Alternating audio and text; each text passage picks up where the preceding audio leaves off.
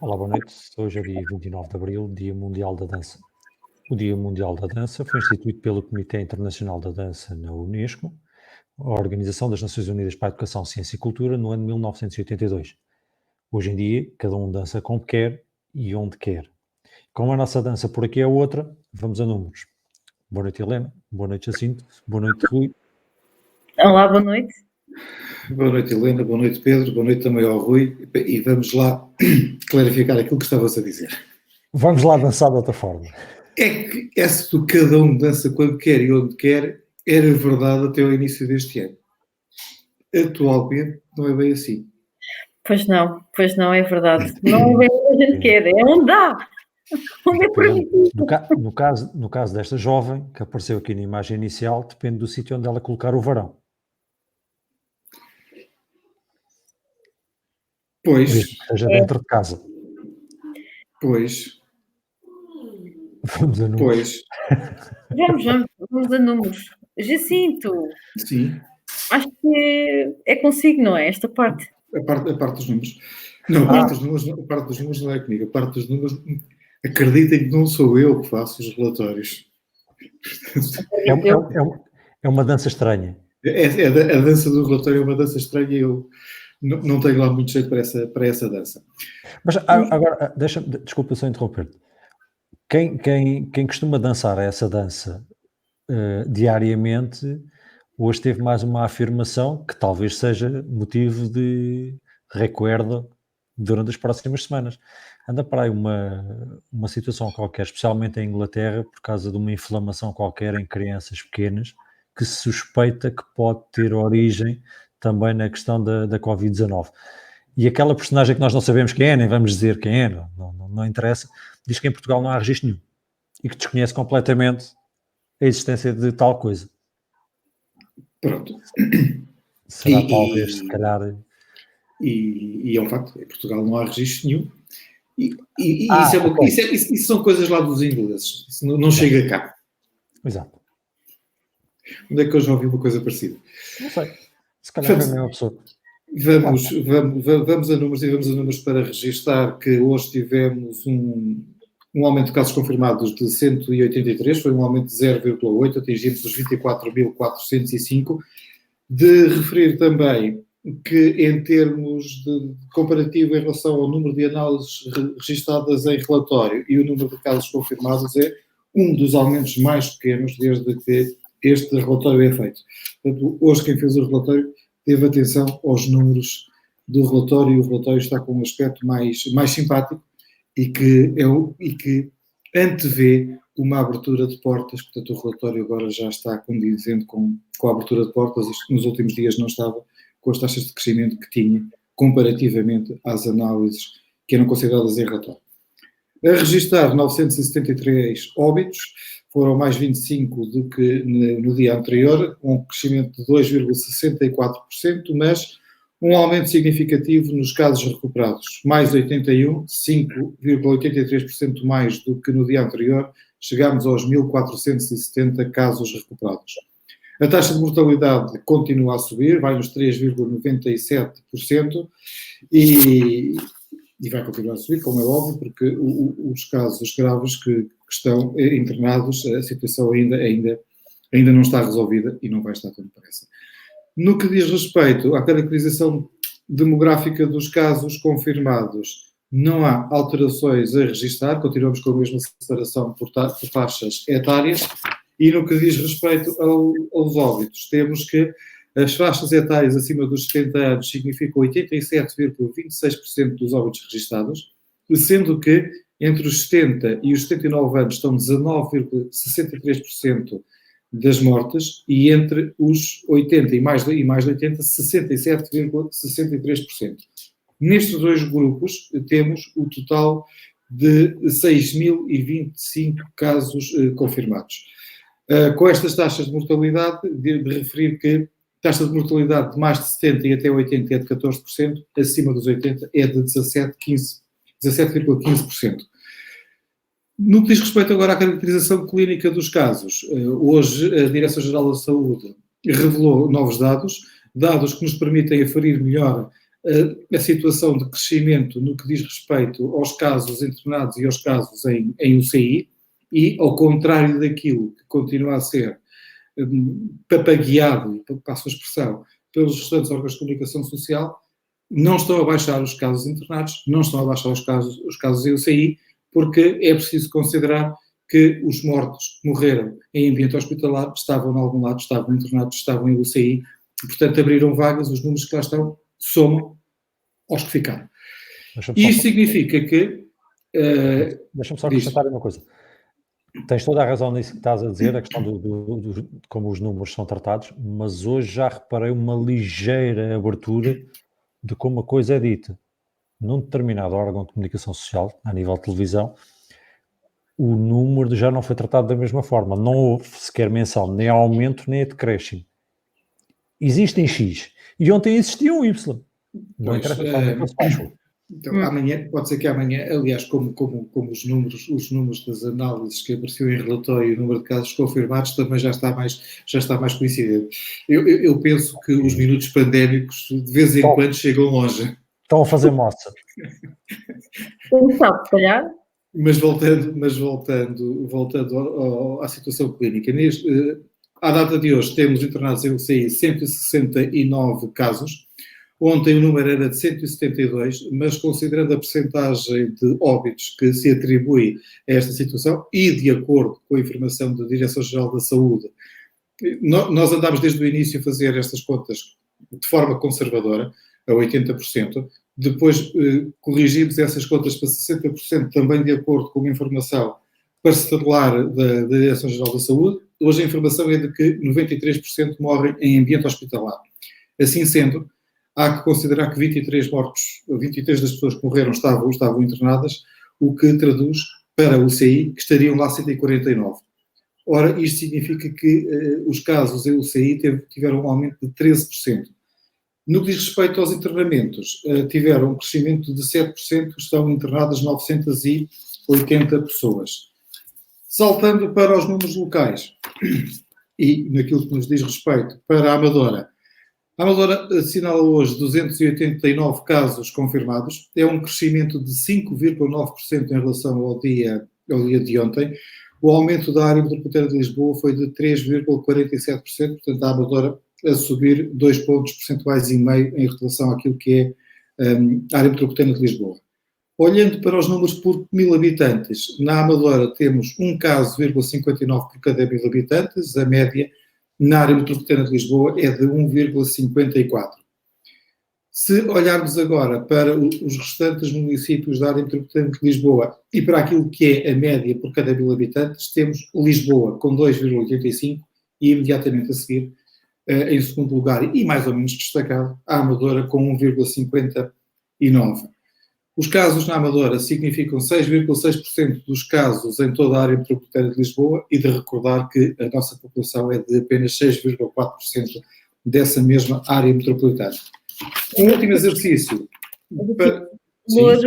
Loures apresenta ainda uma percentagem maior. 1,75. Sim. Essas contas estão bem feitas?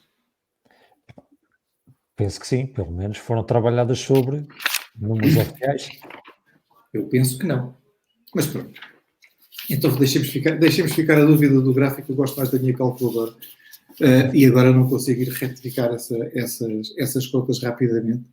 Mas... Se houver alguma retificação amanhã, faremos-la. O disclaimer. Exatamente. Disclaimer.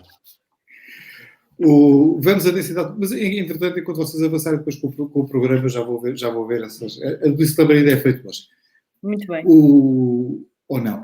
A densidade populacional, e olhando para os municípios com maior densidade populacional, temos a Amadora com 7.500 habitantes por quilómetro quadrado, Odivelas com 6.150 e Lisboa com 5.000.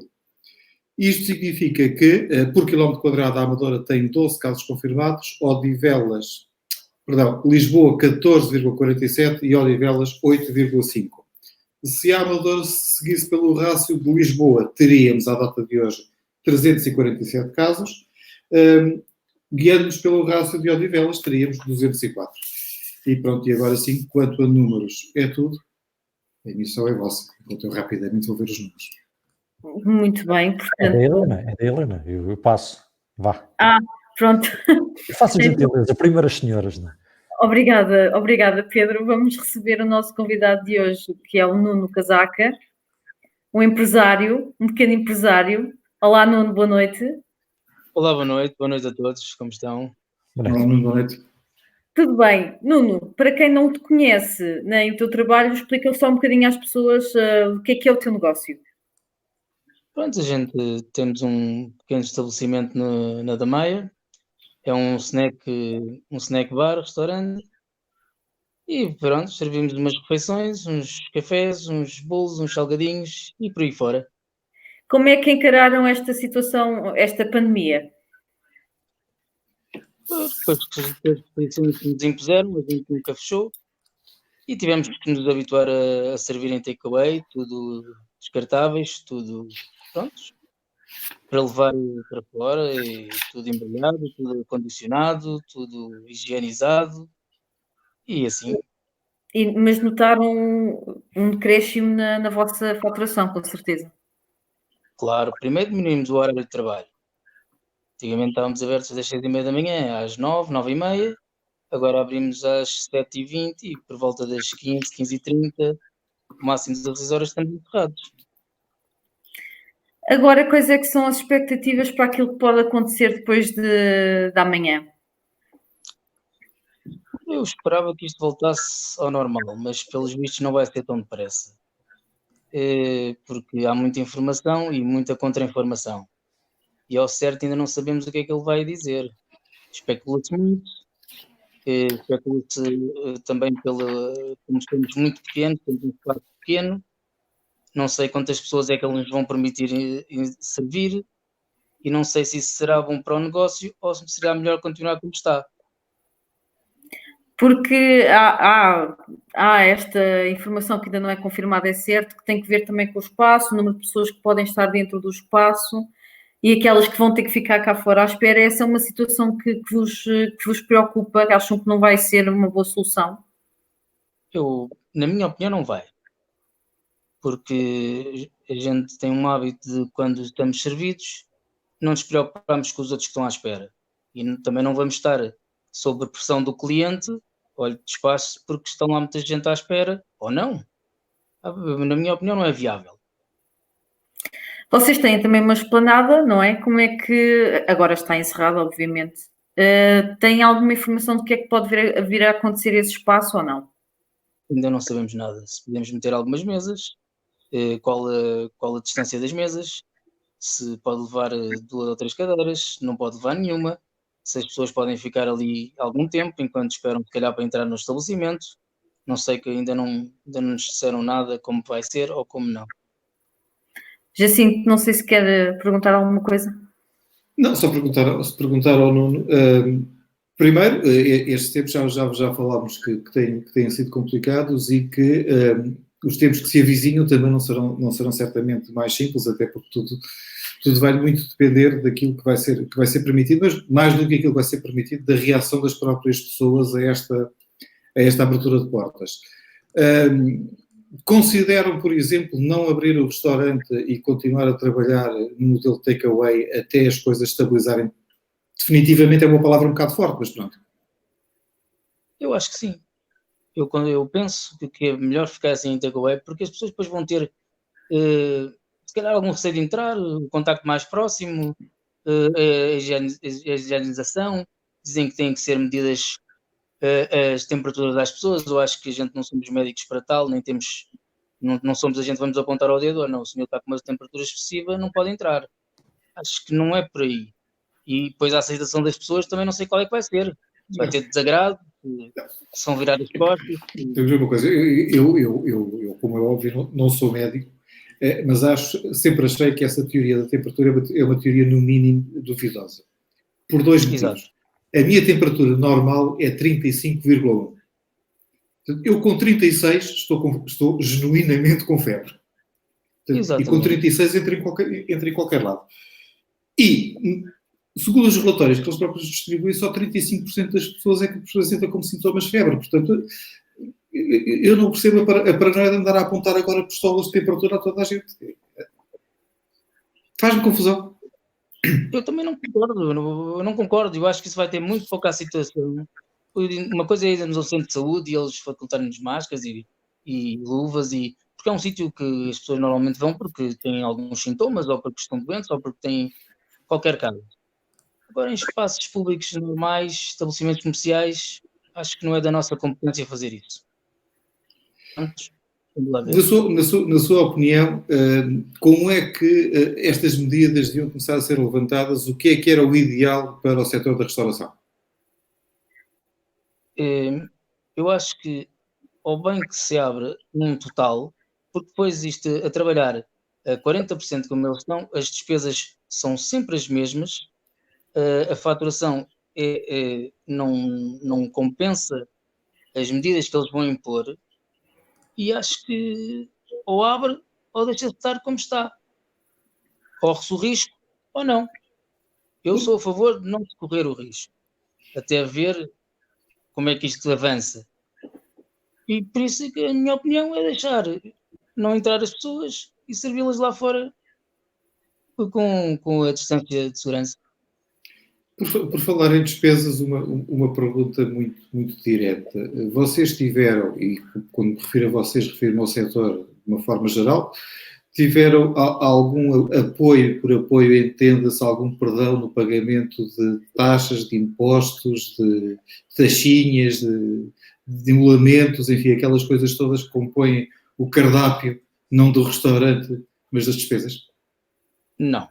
Eu, como nunca fechei, nunca pedi nenhum apoio, porque acho que não sei até que ponto esse apoio me vai ajudar ou prejudicar futuramente.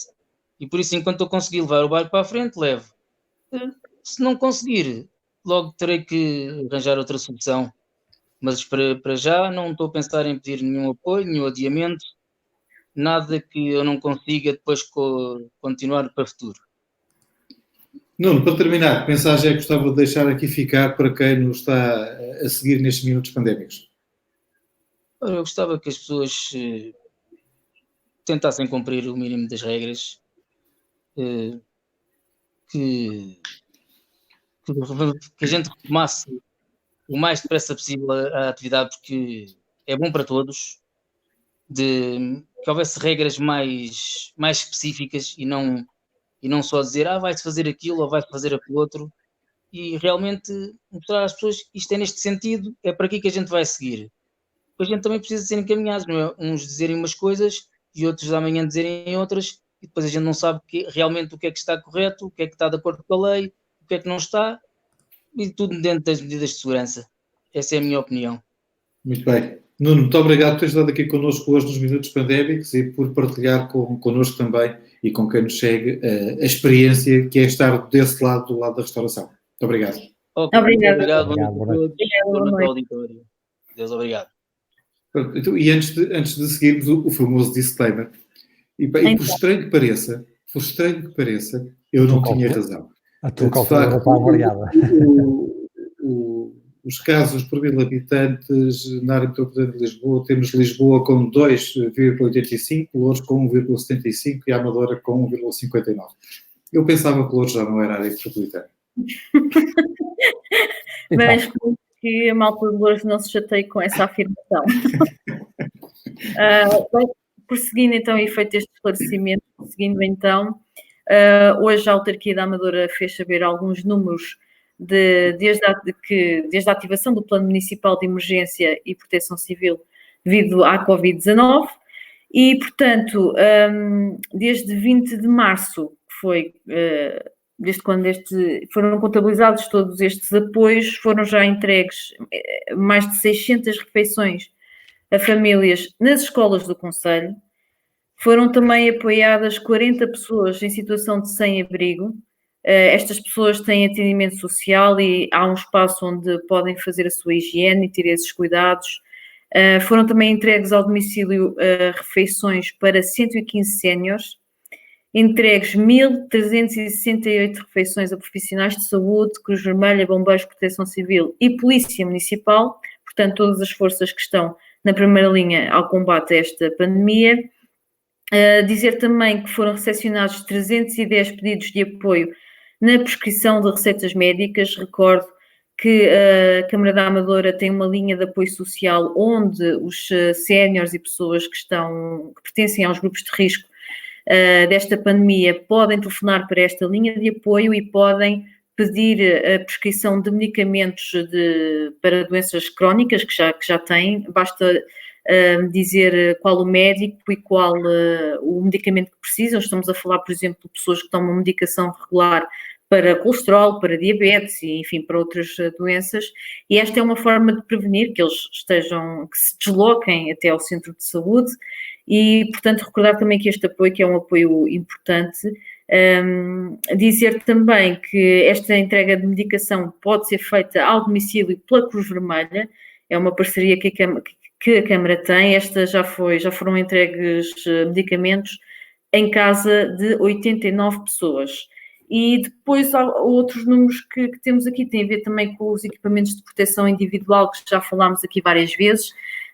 Através deste plano já foram distribuídos 200 mil equipamentos de proteção individual. Recordo que esta distribuição é feita para as forças que estão neste combate, a Cruz Vermelha, para o Agrupamento de Centros de Saúde da Amadora, para instituições do Conselho que têm a seu cargo idosos, crianças e entre outras. E pronto, queria deixar aqui esta nota, que é um balanço quase assim que se faz. Isto ainda não terminou, está longe de terminar, mas achei importante trazer aqui estes números. Não, mas e ainda a propósito desses números e sobretudo dos números com que iniciou esta sua abordagem aos números, e eles acabam por ilustrar muito bem o porquê que eu me revolto com aquela frase que toda a gente gosta muito de dizer do vai ficar tudo bem. Esses são os números da Amadora, são impressionantes. O outro dia estive a ver os números da Oeiras, são assustadores. Os números do Banco Alimentar contra a fome, e mais do que os números, as pessoas que estão por trás desses números. Ou seja, quando eu digo as pessoas, de onde é que elas estavam há 2 meses, onde é que elas estão agora. Portanto, dizer que vai ficar tudo bem é de uma violência atroz. E essa é a parte mais preocupante de tudo isto, que é o tsunami que vem imediatamente a seguir a esta onda pandémica, que ainda está a caminho, ainda não acabou esta onda, mas o tsunami já está a fazer efeitos, e muitos efeitos. E já há muita gente, mas muita gente mesmo mal, e muitos mais vão ficar pior. Sim. E agora, com o decorrer do tempo, isso ainda vai ficar mais evidente. Por isso é que também é importante perceber que tipo de apoios é que as pessoas podem receber, sejam apoios institucionais ou sejam até os apoios que falámos das caixas solidárias, por exemplo, estou-me agora a recordar disso. E é importante também que a sociedade civil, que tem essa capacidade e que pode ter essa capacidade de ajudar, que olhe para estas pessoas e que realmente seja um apoio, porque, como eu costumo dizer, e infelizmente isso já se está a fazer notar, vai existir muita dificuldade daqui para a frente e pessoas até que se calhar tinham uma vida estável e que agora se veem perante este problema que era uma coisa impensável e que nunca poderiam contar, não é? Estas pessoas é que têm que ser também olhadas pelo Estado e pelas instituições públicas e também um bocadinho por todos nós, não é? Acho que todos nós também temos esse papel importante de olhar para o lado. Não, e sobretudo não termos qualquer tipo de pudor ou de vergonha de dizer e de denunciar quando nos deparamos com situações que são no mínimo vergonhosas, como por exemplo as declarações, eu não sei qual é o título, mas será a presidenta responsável da Associação de Creches e Jardins de Infância, que sem qualquer tipo de pudor diz que os associados não estão disponíveis para receber os meninos dos pais que não pagaram durante este tempo, assim e sem mais. Eu não tenho filhos já à idade pré-escolar. E se tivesse, garanto que se estivessem numa dessas escolas que não recebessem os outros meninos porque os pais não tiveram hipótese de pagar, era nessa hora que ele saía de lá. Porque este tipo de gente, ou desta gentinha merece, é que lhe aconteça muito pior do que está a acontecer a muita desta gente. É que o comentário desta senhora devia ter sido: vamos analisar os casos e vamos apoiar quem é preciso ser apoiado e vamos ver se tem hipótese de nos pagar esses meses que não pagaram. Não Sim. é? As crianças estão fora. Eu tinha mais uma informação para lançar hoje, mas devido ao adiantar do tempo vou deixar para amanhã. Mas eu queria só referir uma coisa ainda em relação àquilo que o Jacinto está a dizer. Uma das coisas que eu vi nesta altura, desde que esta pandemia começou, foi precisamente essa questão das creches, de pagar a mensalidade, não pagar a mensalidade. E uma das coisas que eu vi, e foi até na reportagem que fiz na Associação Amigos da Damaia, existe realmente uma dificuldade, primeiro, da parte das pessoas, não é? De quem tem lá os filhos, de perceber que se continua a ter possibilidade de pagar essa mensalidade, que no caso não seria extraordinária, mas se continua a ter essa capacidade, que o pode fazer e que o deve fazer, porque do outro lado está uma instituição que tem trabalhadores e que tem que assegurar esses trabalhadores. E, portanto, se uma parte não percebe, e tendo essa capacidade de pagar, e se não percebe que deve pagar na mesma mensalidade, para que quando isto terminar, a creche possa abrir com os funcionários que têm segurança, com toda a gente apta para trabalhar e que vai ser possível pagar essas pessoas, porque essas pessoas são pagas, não vivem do ar, não é? Este equilíbrio é que é difícil de encontrar, porque depois, eu falo, por exemplo, mais deste caso de associações, não vou falar de colégios privados, que é uma realidade que eu não conheço, mas neste tipo de associações e de instituições, de IPSS, eu tenho a certeza absoluta que se uma família chegar e disser que não tem dinheiro, não tem possibilidade de pagar a mensalidade porque ficou sem trabalho, porque, pronto, isto virou a vida do avesso, à partida não vai ser por causa disso que vão despejar a criança fora da creche. Helena, e agora respondendo aqui ao Rui Salvador, que já foi nosso convidado dos Minutos Pandémicos, mas a questão é mesmo essa. A questão é que dizer as coisas de uma forma generalista e da forma como foi dito é chocante. Ou seja, claro. Há casos e há casos. E os casos têm que ser analisados por si só. O comentário do Rui Salvador vai no sentido daquilo que estamos a dizer, que é uma coisa de uma instituição que não pode pagar porque não ficaram os dois sem trabalho numa situação, não é? A vida deu uma volta. Outra coisa é afirmar que não pagam porque o serviço não está a ser prestado e não percebem que estão a pôr em causa a sustentabilidade de um serviço que é necessário porque aquilo paga, as pessoas têm que perceber que aquilo paga o rendimento aos funcionários que estão lá a cuidar das crianças, porque eles não vivem do ar. Isto é uma coisa que às vezes me faz confusão, que é o cliente... Helena, desculpa. Eu pago se me apetecer. Quer dizer, acho que falta aqui um bocado de consciência cívica até neste sentido. E ainda tens outra questão, que é esses mesmo que muitas vezes não pagam, não digo por birra, mas porque entendem que o serviço não está a ser prestado como tal, não têm que pagar, quando tudo regressar à normalidade possível, e tendo em conta a falta de pagamentos que possa ter existido durante este período, é mais que natural que existam menos funcionários. Havendo menos funcionários, há menos condições. E esses próprios que não pagaram vão ser sempre os primeiros a reclamar. Então, mas o que é que se passou? Então, mas tinham tanta gente e agora não está cá ninguém porquê? Exatamente, infelizmente. Mas pronto, eu vou lançar o tema que tinha a seguir para depois para amanhã, portanto avancem. Não, se calhar deixamos tudo para amanhã, não? Pronto, está bem. Já vamos com meia hora. É melhor. Não sei porque é que nós dizemos que temos que fazer... Senão daqui a bocado o Rui corre connosco. Pois é. Pronto, então eu começo já por me despedir. Boa noite, até amanhã. Fiquem em casa e usa aquela frase: roubei, não estraguem aquilo que já conquistaram. Exatamente, tenham uma boa noite, em segurança, fiquem em casa e até amanhã. Pronto, assim sendo, não tenho grande coisa para acrescentar. Façam o que eles disseram e até amanhã.